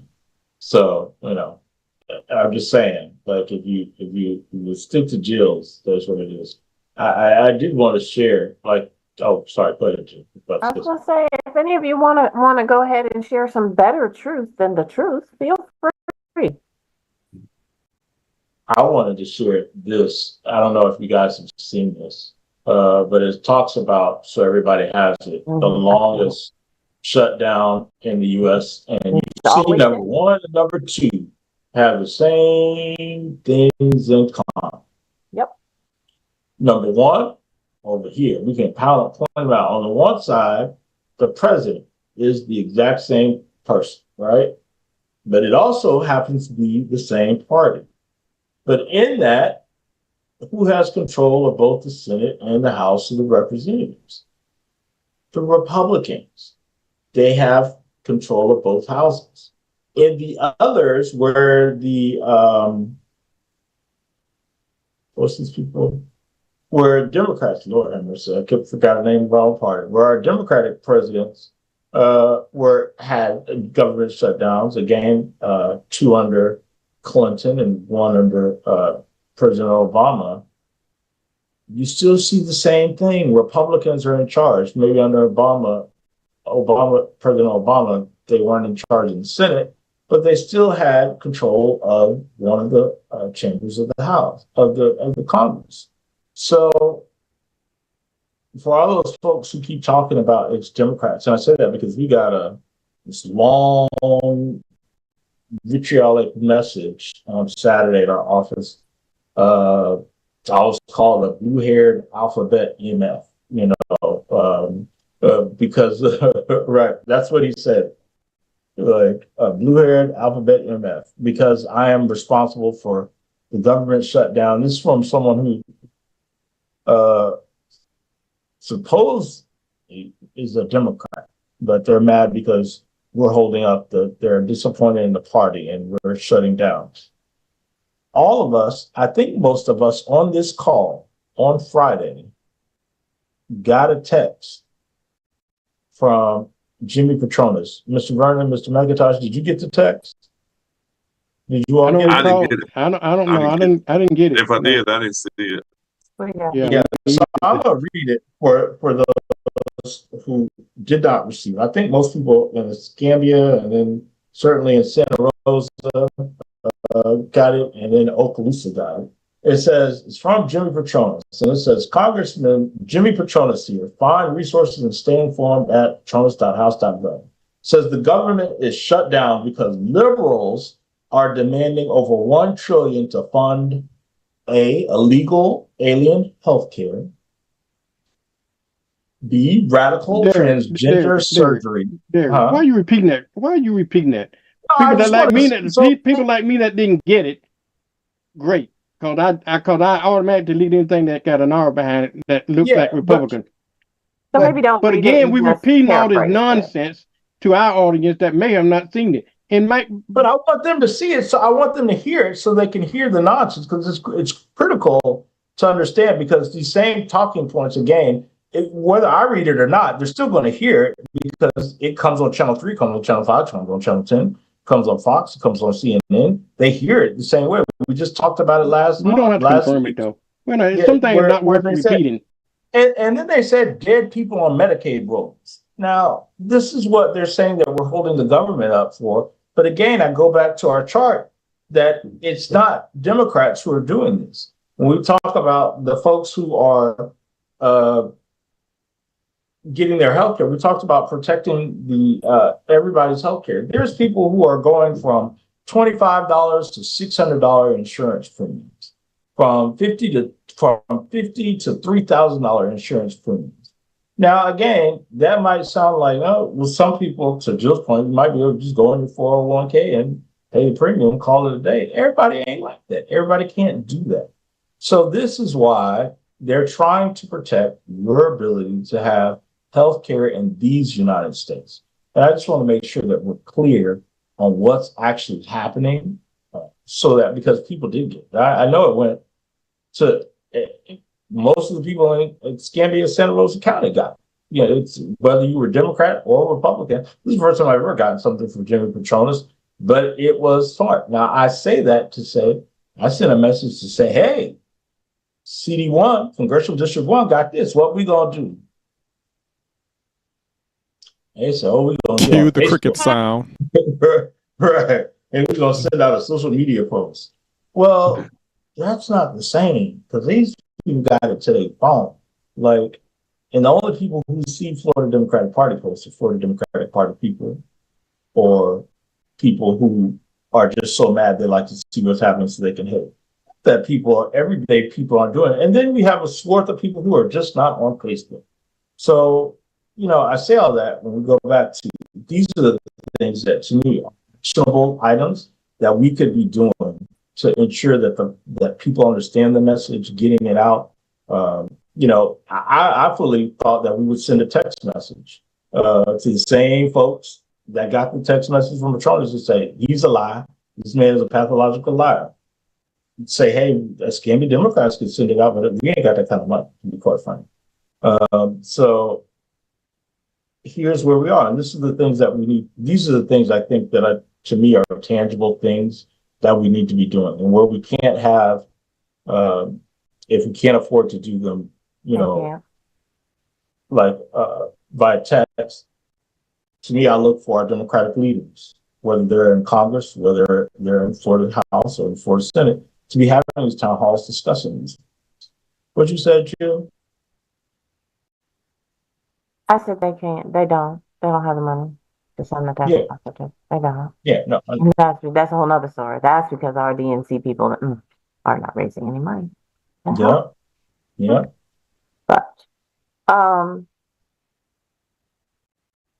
so what should we be doing? I think it basically says that Republicans are willing to invest for outcomes that they may not necessarily see immediately. They're willing to play in counties that they ordinarily wouldn't have to play in because they just have the majority. They're willing to play in places where they don't have the majority. They're just willing to play, and nothing is viewed as a waste from their perspective. We got Governor Abbott about to put $90 million into Harris County, which is basically one of the largest Democratic counties in the nation, let alone Texas. And this man, the Republican governor, is saying, you know what? We're going to put $90 million into try and flip some minds, and we're going to go into literally your backyard and figure out what we can peel away. And we got folks here that won't give us a dime to send a text message. So it's just I gave you love you, Gabe. Thank you. Hey, let me remind you what the Republican Party told me when they advertised. They said, we got a lot of problems, but money is not one of them. That's true. I mean, they got some of the richest people.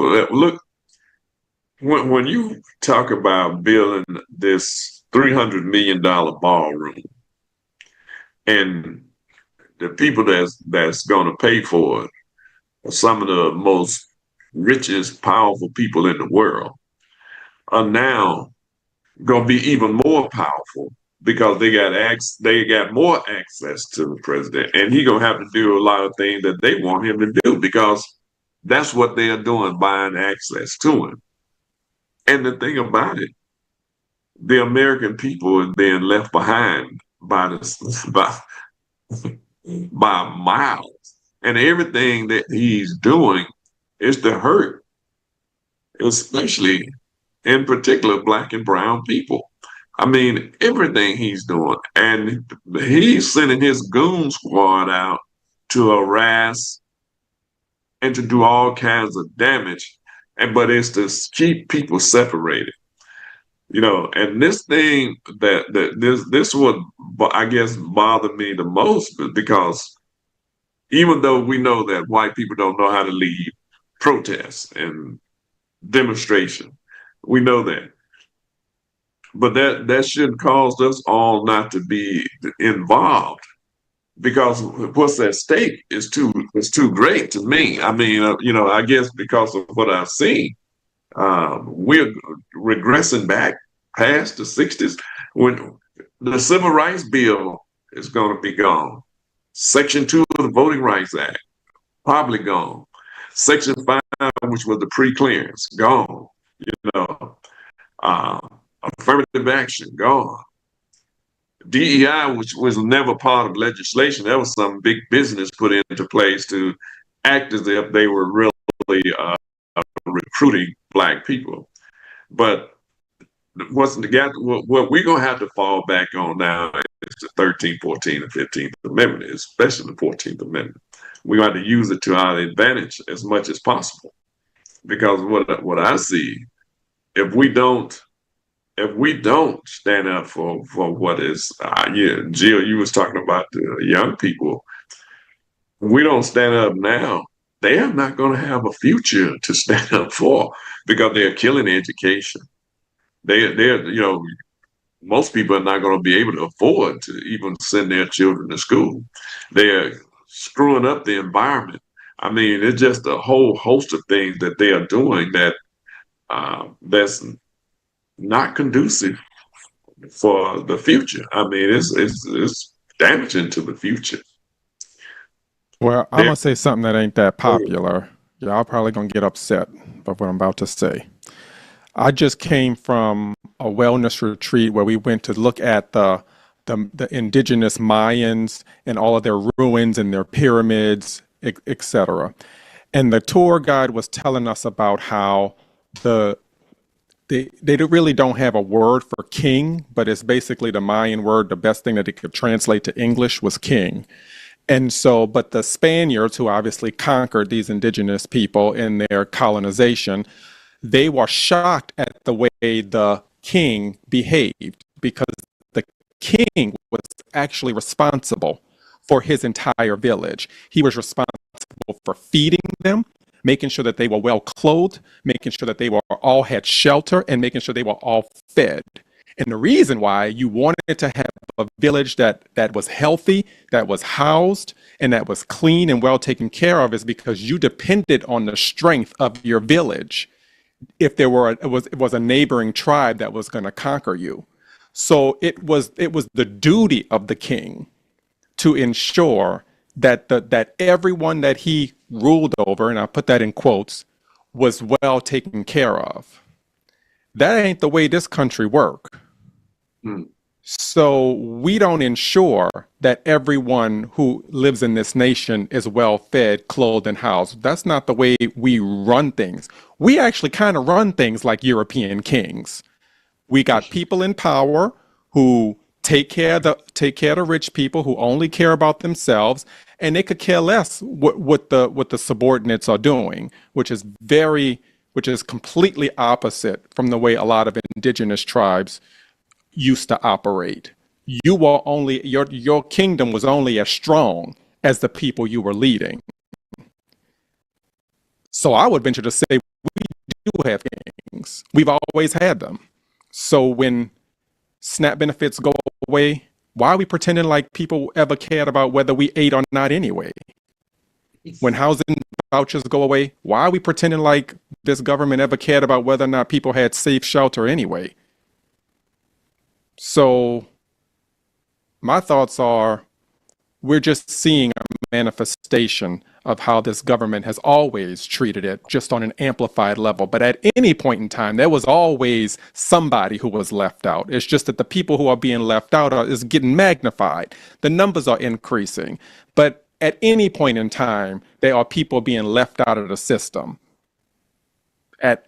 Even at points in time in the very lives of the people on this screen, we have felt left out of the system at periods in our lives, maybe. So I just think there is going to need radical change in order for us to really live up to the ideals of what we say we are. Exactly. Derek, you say you had something. Oh, yeah. I was just going to share with you guys. It's completely off. Well, no, two things. One, I wanted to remind those who are here in the Northwest Florida, if you're in Escambia, Santa Rosa, or even Okaloosa County, tomorrow at 5:30 p.m., David Jolly, who is one of the gubernatorial candidates for the state of Florida, will be here in Escambia County, and that is tomorrow. Let me just make sure I got that. I think it's tomorrow at 5:30 p.m., which is October 27th, which is they're going to be on the north end of the county at Molino Community Center. It's at 6450 Highway 95A North, which is in Molino. Again, it's free. It's open to the public, and it starts at 5:30. I will get there a little earlier because seating is probably limited.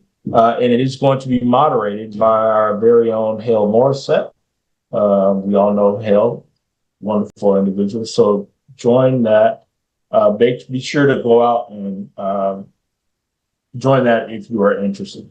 Again, that's tomorrow at 5:30.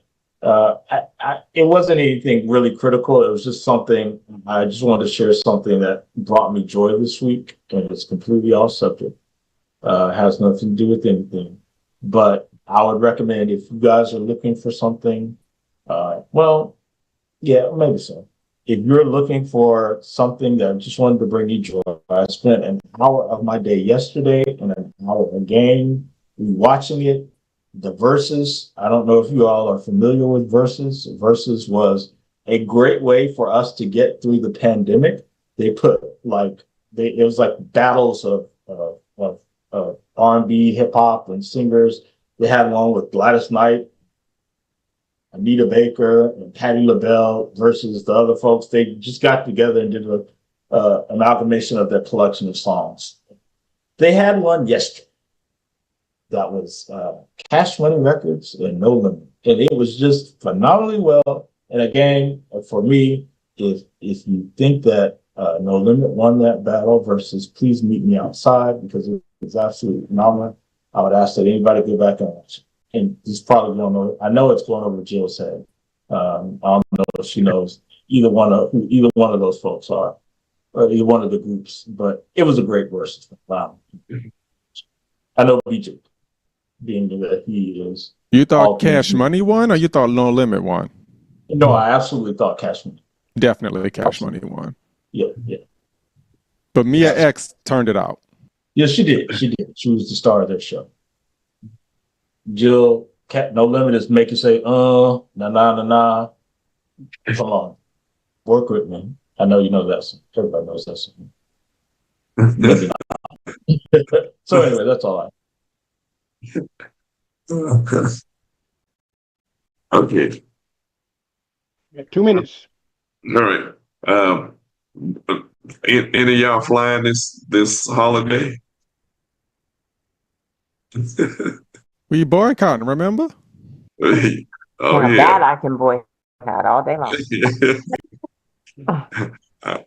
So with a shortage of air traffic controllers and all of that, and the amount of people that's going to be flying, I'm really, and from what some people I done talked to who are air traffic controllers, they were saying they would not fly during Thanksgiving and Christmas holiday. Well, you thinking about going to Chicago?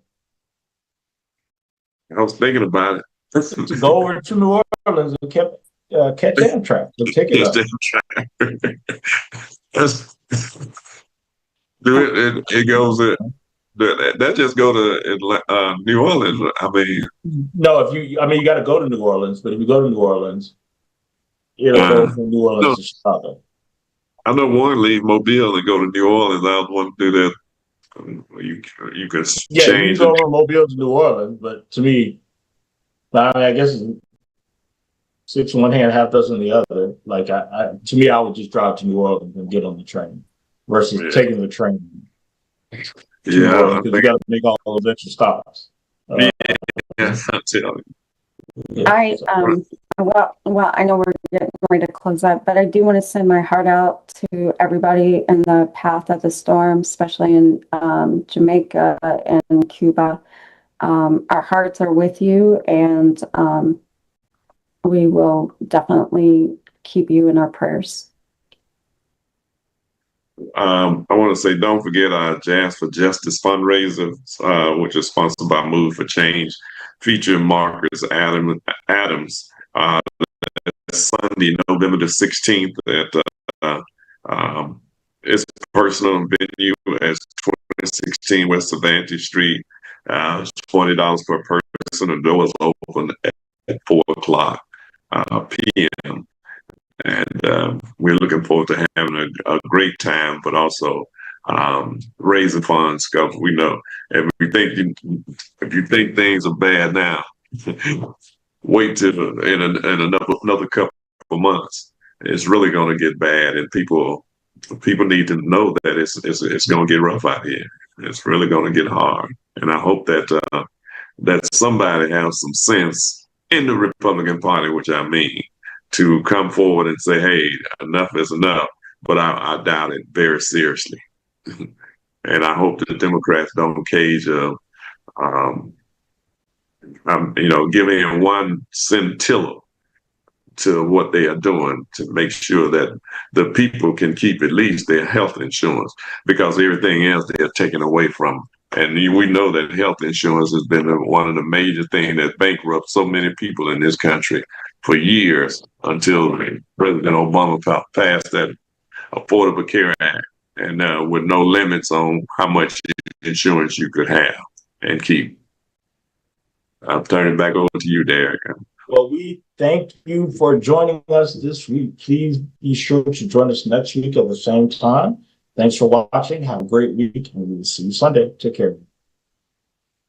Good night.